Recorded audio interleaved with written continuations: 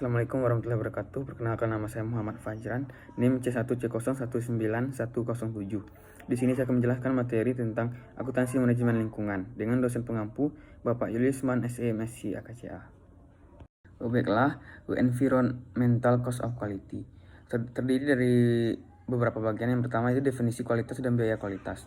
Definisi kualitas. Secara umum, kamus mendefinisikan kualitas sebagai derajat atau tingkat kesempurnaan. Secara operasional, produk dan jasa yang berkualitas adalah yang memenuhi atau melebihi harapan pelanggan. Dengan kata lain, kualitas adalah kepuasan pelanggan, maka produk dan jasa yang berkualitas memenuhi atau melebihi harapan pelanggan dalam 8 dimensi. Yang pertama, kinerja, estetika, kemudahan perawatan dan perbalan, fitur, keandalan, tahan lama, kualitas kesesuaian, dan kecocokan penggunaan. Berikut adalah definisi biaya kualitas. Biaya kualitas adalah biaya yang timbul karena mungkin atau telah terdapat produk yang kualitasnya buruk. Definisi ini mengimplikasikan bahwa biaya kualitas berhubungan dengan dua subkategori dari kegiatan-kegiatan yang terkait dengan kualitas: kegiatan pengendalian dan kegiatan karena kegagalan. Kegiatan pengendalian atau kontrol activities dilakukan oleh suatu perusahaan untuk mencegah atau mendeteksi kualitas yang buruk. Jadi kegiatan pengendalian terdiri atas kegiatan-kegiatan pencegahan dan penilaian. Kegiatan karena kegagalan atau failure activities dilakukan oleh perusahaan atau pelanggannya untuk merespon kualitas yang buruk. Berikut adalah jenis biaya kualitas.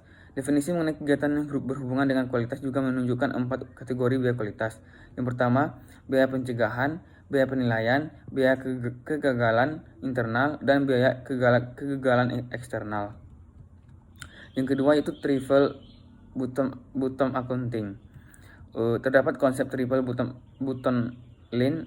Yang pertama, CSR mulai digunakan sejak tahun 1970-an dan semakin populer terutama setelah kehadiran buku Cannibals with Forks. The Triple Bottom Line Century Business, karya John Elkington, mengembangkan 3 komponen penting sustainable development, yakni economic growth, environmental protection, dan social equity. Adapun keuntungan menjadi tujuan utama dan terpenting dalam setiap kegiatan usaha. Tidak heran bila fokus utama dari seluruh kegiatan dalam perusahaan adalah mengejar profit dan mendongkrak harga saham setinggi-tingginya. Berikut adalah standarisasi triple bottom line. Dalam akuntansi bisnis tradisional dan penggunaan informasi, bottom line mengacu pada keuntungan dan atau kerugian. Selama beberapa tahun terakhir, pendukung lingkungan dan keadilan sosial telah berjuang untuk membawa definisi yang lebih luas dari bottom line ke dalam kesadaran publik dengan memperkenalkan akuntansi full costing. Sebagai contoh, jika sebuah perusahaan menunjukkan keuntungan moneter tambang asbes mereka menyebabkan ribuan kematian akibat asbestosis, dan tambang mereka mencemari sungai, dan pemerintah akhirnya menghabiskan uang pembayar pajak pada perawatan kesehatan dan pembersihan sungai. Bottom line. Berdasarkan telaah pustaka dan beberapa kajian mengenai pengungkapan triple bottom line, yaitu pengungkapan ekonomi, sosial, dan lingkungan.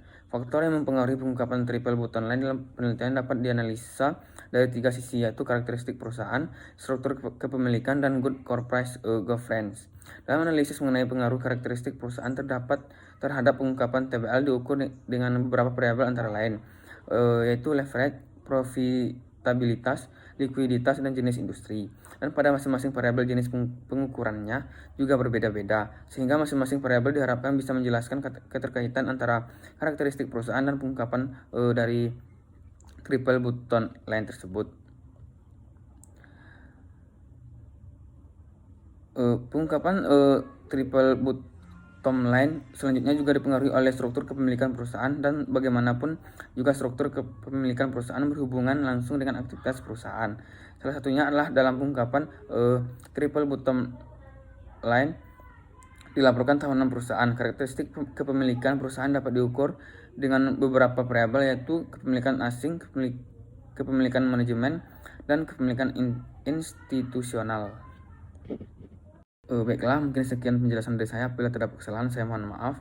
Saya akhiri dengan wassalamualaikum warahmatullahi wabarakatuh. Terima kasih.